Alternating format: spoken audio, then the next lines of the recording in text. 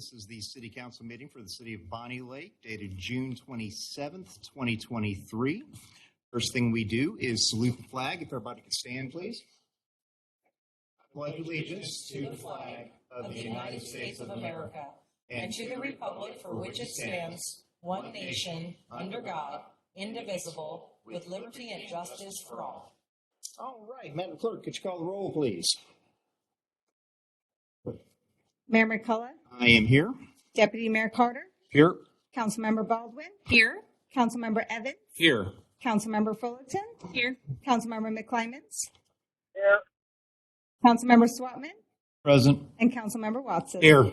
All right, looks like we have no agenda modifications and we have no announcements, appointments, or presentations this evening. So seeing that there is no public hearing, we will go on to citizen comments. All right, citizens, this is your time to address the council on city business. The city will now enable the video and microphone for those attending virtually. You will need to turn on your video and your microphones on your end if you are wanting to be seen or heard. We will start with the people who are here in person and then move to the virtual comments afterwards. You will have 5 minutes. Please state your name and address for the record when you approach the dais, please.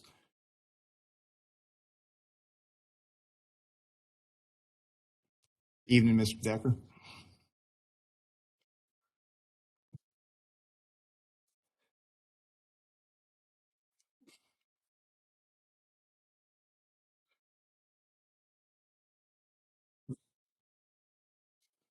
A little bit too high. Mm. Council Mayor, I'm past Council Member Daniel Decker. I live at 204 and 70th Street, East Bonnie Lake, Washington. The Constitution has 27 amendments. I have mentioned the first, second, 4th, 5th, 8th, 9th, and 14th amendments in the past. First Amendment, religion. Congress shall make no laws to prohibit the free exercise thereof, to include freedom of speech and the press, the right of the people to peacefully assemble and to petition the government for redress of grievances. Second Amendment, a well-regulated militia being necessary to the security of a free state. The right of the people to keep and bear arms shall not be infringed. That means the government needs to stop doing whatever they're doing to infringe the Second Amendment. Fourth Amendment, the right of the people to be secure in their person, house, papers, and effects against unreasonable searches and seizures, and no warrants shall issue but upon probable cause, supported by oath, affirmation, and particularly describing the place to be searched and the persons or things to be seized. Fifth Amendment, no person shall be held to answer for a capital or otherwise infamous crime unless on a presentment of or indictment of a grand jury, nor shall any person be subject for the same offense to be twice put in jeopardy of life or limb, nor shall be compelled in any criminal case to be a witness against himself, nor be deprived of life, liberty, or property without due process of law, nor shall private property be taken for public use without just compensation. Eighth Amendment, excessive bail shall not be required, nor excessive fines imposed, nor cruel and unusual punishment inflicted. Ninth Amendment, the enumeration in the Constitution of certain rights shall not be construed to deny or disparage others retained by the people. Enumerated unwritten rights include the right to travel, privacy, and autonomy. Mispronounced that. Okay. 14, Amendment. All persons born or naturalized in the United States and subject to jurisdiction thereof are citizens of the United States and of the states wherein they reside. No state shall make or enforce any law which shall abridge the privilege or immunity of citizens of the United States, nor shall any state deprive any person of life, liberty, or property without due process of law, nor deny to any person within the jurisdiction the equal protection of the law. The 14th Amendment goes beyond citizens of the United States. That goes on to speak about anyone, including illegal aliens, people that cross the border without permission. A problem with the Constitution right there, I believe, because certain countries nearby can bankrupt the United States, and they're doing it right now because of this problem. I believe anyone that takes an oath to protect the Constitution should know what they are protecting. So, what I'm saying there basically is, if you don't know the Constitution, step down, because the oath you've taken has become a lie. Thank you very much. All right. Thank you, Mr. Decker. Anybody else for the good of the order? Okay, seeing no one in person approaching the dais, we will now start those that are virtual. Anybody who is virtual, you will have 5 minutes. Please state your name and address for the record.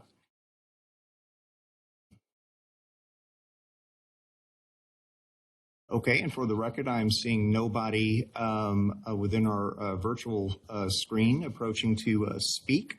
So the city will now disable all video and microphones for those attending virtually, and we will move to committee reports. Finance Committee, please.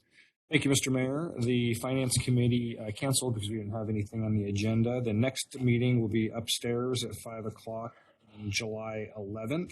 And the public is invited. Thank you. All right. Thank you, Deputy Mayor. Community Development Committee, please. Yes, Mr. Mayor. We also, as Community Development, skipped our last meeting there, so for the AWC. Okay.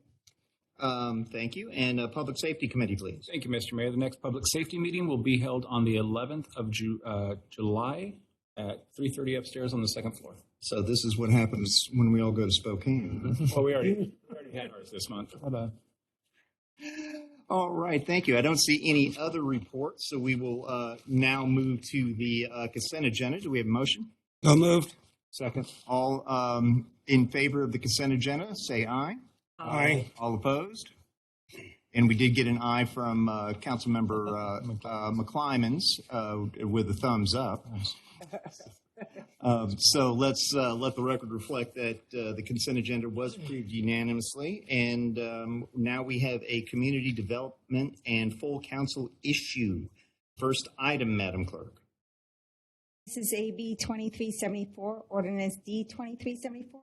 Council motion would be to adopt Chapter 16.02 through 16.16, amend Sections 14.30.010, 020, 030, and recodify Chapter 16.16 as Chapter 10.22 of the Bonnie Lake Municipal Code. So moved. Second. Do we have any discussion on the matter? Councilmember Swatman. Yes, Mr. Mayor. I don't know if your staff is able to give a little background on this. They know the technical details behind this, and they seem to be available tonight, if possible. Okay, so you're asking for Mr. for a little bit of explanation? Yeah. Okay, Mr. Sullivan. I thought this was going to be a short meeting. No. Well, I didn't talk. I was just Cliff Notes version. He's much better than I.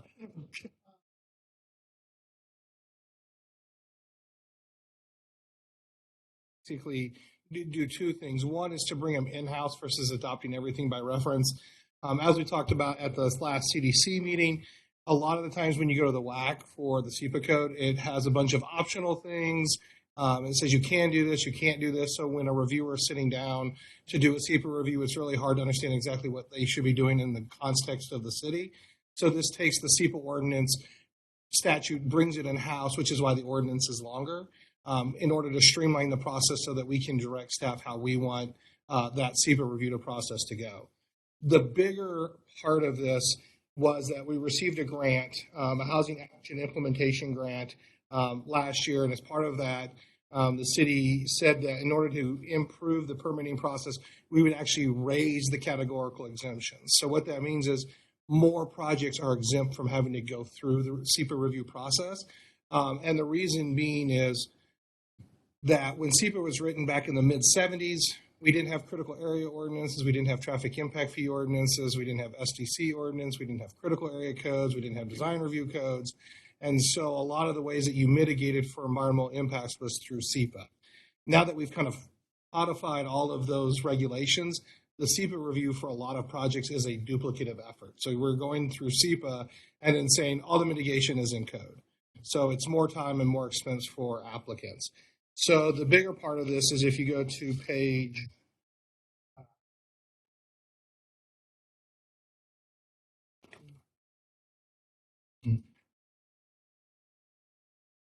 23 of the ordinance, we're increasing our categorical exemptions. So anytime you're building up to 300 single-family homes, you wouldn't have to go through SEPA. Up to 100 single-family residents if they're less than 1,500 square feet. 200 multifamily units, 40,000 square feet for barns, loafing equipment storage, and 30,000 for office, commercial, recreational service, and excavation up to 1,000 cubic yards. That's the highest we can go with those categorical exemptions.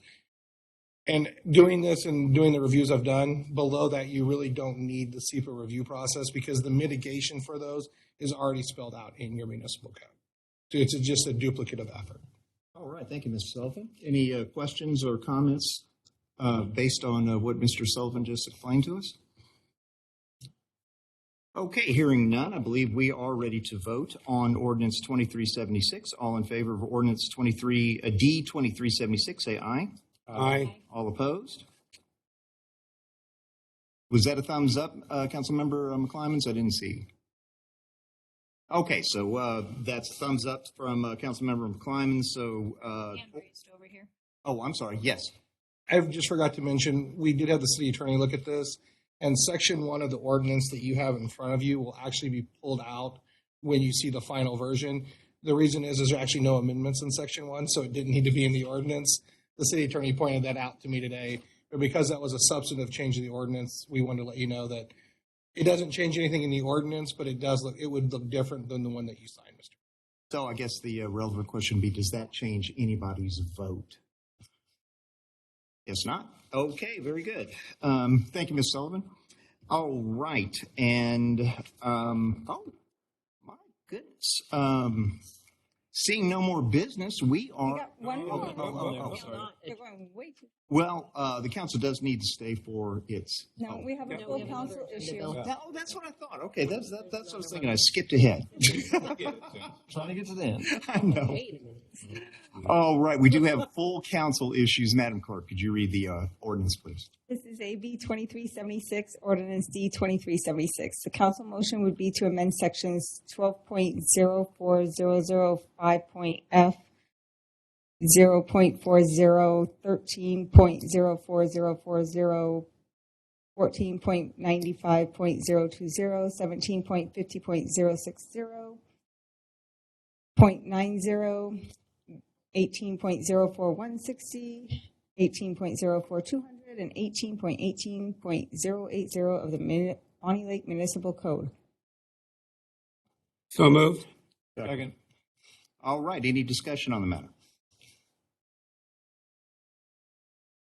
All right, seeing no hands raised for discussion on the matter, we're ready to take it to a vote. All in favor of Ordinance D 2376, say aye. Aye. All opposed? All right, let's, it looks like that this was adopted unanimously. You should read the entire thing, though, madam. I was going to point that out, Mr. Mayor. I was going to say, semicolons matter. All right, now, seeing no more business, we are adjourned. Thank you very much. Council, if you would please stay for the closed session. Thank you very much. Boom.